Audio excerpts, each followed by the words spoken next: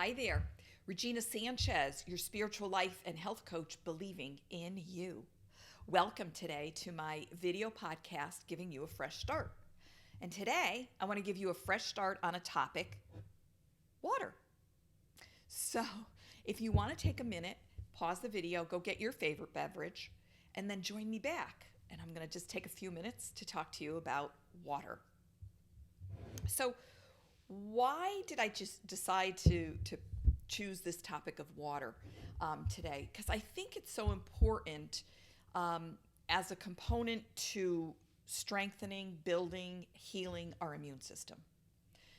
Water is very critical to our health. Our body is made up, I think they say 80%, maybe even more, of water.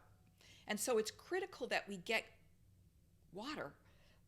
But not only is it critical that we get water, but it's critical that we get water that is healthy. So our water system out there, at my local watering company in my community does its best to make the water safe that comes from my kitchen tap. But the problem is they have to use chemicals to make that safe. They have to get rid of the bacteria that could be very dangerous to ingest. So in order to get rid of those bacteria, they have to use chemicals. Those chemicals are going to be in my water. And I don't want to drink those chemicals. Sometimes I can smell chlorine coming through, mostly in my bathroom faucet. Now, in my bathroom showers, I do have a filter. But in my bathroom sink, I don't. Or in my kitchen sink, I don't have the filter yet. But I can sometimes smell the chlorine coming through, like when I'm brushing my teeth or something, and it's very disheartening. I don't want to be ingesting chlorine in my water, right? Why don't I want that? Because our gut has bacteria in it. Our gut has viruses in it that it needs to function properly. So if you're drinking your tap water that's full of chlorine, you are wiping out your normal gut flora that you need to help keep your body well, keep your immune going, help digest your food properly. So you don't want to destroy the healthy bacteria, your good gut flora that is important to your well-being.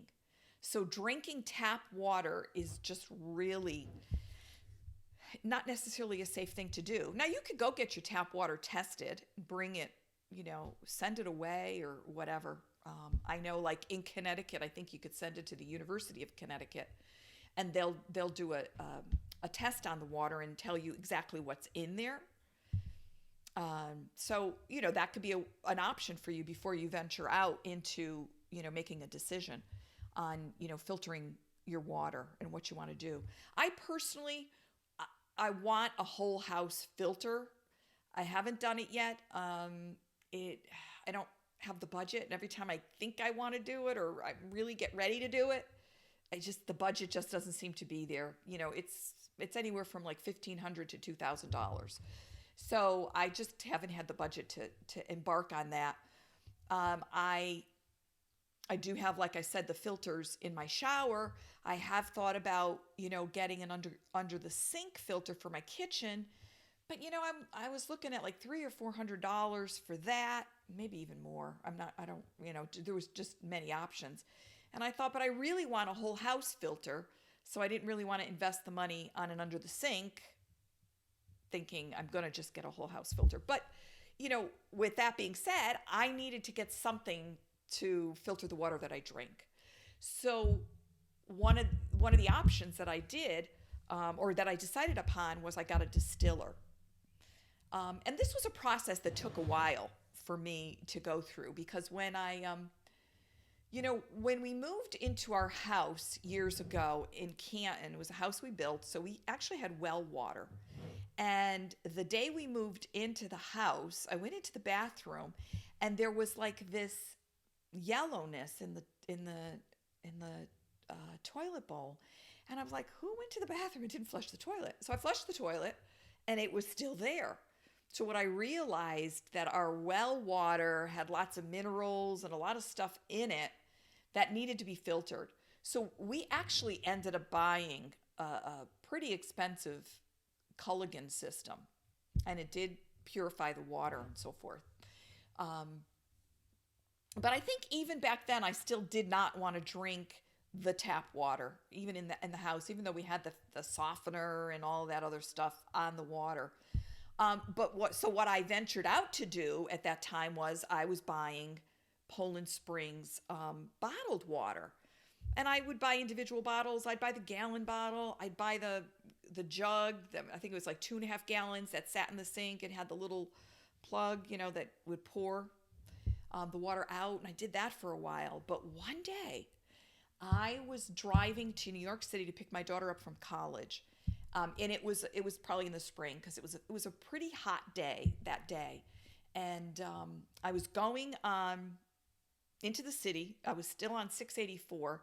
And there was a part of 684 where there was in between, whether you're going east or west, there was a gas station, a rest stop.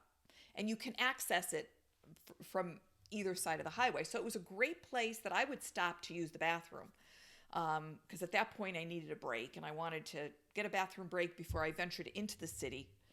And couldn't find a place in the city to do that, from my car. So I would always stop there. And this one particular day, I went in to go use the restroom, and sitting outside in the hot, hot sun were those 48 bottle packs of Poland Springs water, sitting in the hot sun. And it was, it had condensation, around the plastic and everything. And I was like, whoa, it just opened my eyes. And I thought, wow. Now, I'm sure, they were selling those 48 pack things of water for people, or they were then taking some of those and bringing them inside and putting them in their cooler. I don't know. But all I knew was that opened my eyes to realize, oh, I think this is dangerous drinking bottled water that's in plastic because, even when I get it at the grocery store, how do I know how that water was transported? Did it sit in hot trucks, getting to the grocery store? What was the process of bottling it? Where was that plastic been? And, was the heat in that sun breaking down the plastic, and that, the chemicals from the plastic were going into my water or into the water? And I thought, yes, I believe it is. And so it was at that point I really started venturing into thinking I need to come up with a better way to filter my water.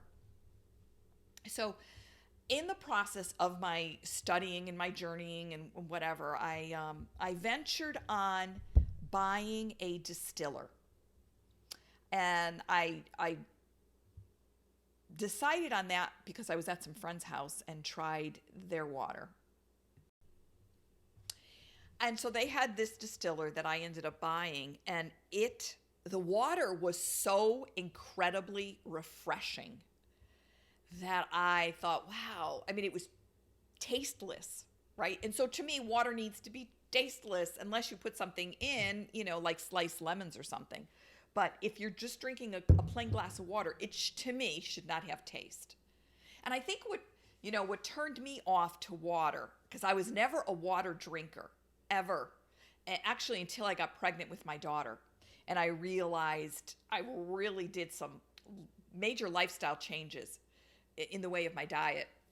But at that point, I was a good eater. I was a natural whole food eater, not fully, but more times than not. But I wasn't a water drinker. So I became a water drinker because I realized the importance of getting water and being pregnant and so forth. But anyway, when I was a child, we had a well, and the water that would come out from the faucet, it tasted tinny. Now, maybe it was from the copper pipes that they had, back in those days. I don't know. But I was totally turned off to water, wouldn't drink it because of that. So when I tried this water at my friend's house, and I was like, oh my gosh, this is delicious, refreshing water. That's what I decided to do for now until I, can purchase a whole house filter system. So my distiller, which is in the corner of my kitchen, makes me a gallon of water every time I run it. Takes about 6 hours to run, so I try to run it at night while I'm sleeping because there's a fan that goes. Not horrible, but I'd rather not listen to it. So I try to remember to do it at night. Do I always remember to do it? No. Sometimes I go to bed, I set the whole thing up, and then say, before I go to bed, I'm going to push the button and I forget. So I'll run it the next morning. But I get a gallon of water, and then I've purchased these. Now, I know if you're listening on a podcast, you can't necessarily see this, but this is a half-gallon old milk bottle, right? Got this on Amazon. I'll put the link below to these bottles. I have 6 of these in my refrigerator, so I'm well stocked with water. And, I live alone, so, maybe I go through one of these, maybe a little more. Maybe I drink about one of these a day. I probably should drink one of these a day. I don't always do, but, and then if I use a little bit of the water for cooking, then I'll use more. But I have 6 of these, which is plenty of water for just me, in my refrigerator. Now, the downside of the distiller is obviously it's plugged in, so it needs electricity to run. So if we run out of electricity, for some reason, then I can't distill water. So I kind of took care of that by, in my basement, I have glass bottles that I bought. I buy sparkling water in glass bottles, so I saved them instead of returning them. And I have like a dozen of them down in the basement. So if there's ever an electricity outage for a while, I can have water, right? I have my 6 half gallons in my refrigerator, and then I have whatever it is downstairs. So, I could be okay for a while with water. But, like I said, my goal is to get a whole house filter system. There are other options that you can do. You can get a Berkey. A lot of people have Berkeys, which is nice because that doesn't require electricity. It is a big filter. And there's various sizes, but I just felt it was very cumbersome for me. So I didn't opt in that fashion. You can also get an under the sink filter. I didn't take that route because I want to get a whole house filter, so I didn't want to invest $300, $400, $500 on under the sink when eventually I was getting a whole house one. But it's so important. It's so important for our health and well-being to not be getting the chemicals that are in the water. Other things that are of a concern in our tap water is fluoride. I know there's always been this big push of fluoride. Fluoride, in my opinion, is not good for us, okay? Fluoride is a neurotoxin. Fluoride can calcify your pineal gland. So I avoid it. I do not, my toothpaste has no fluoride, and I do not want to drink it. But, I hope this helps and gives you some options and help you rethink, what you're doing to replenish the water that our bodies need daily, and that it's safe water, pure, safe water.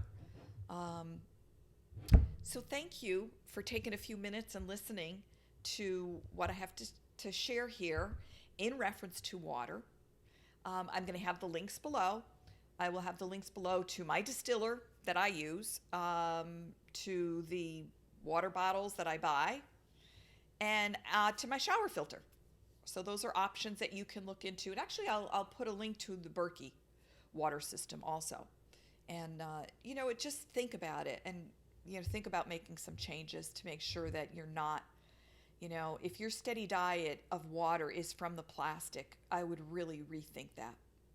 Um, Plastic is, you know, if it's leaching in the water, then, you know, you have, you know, a situation where it can start, you know, disrupting your hormones, your thyroid, just make your body go out of whack. So thanks again. Have a great day. God bless and be well.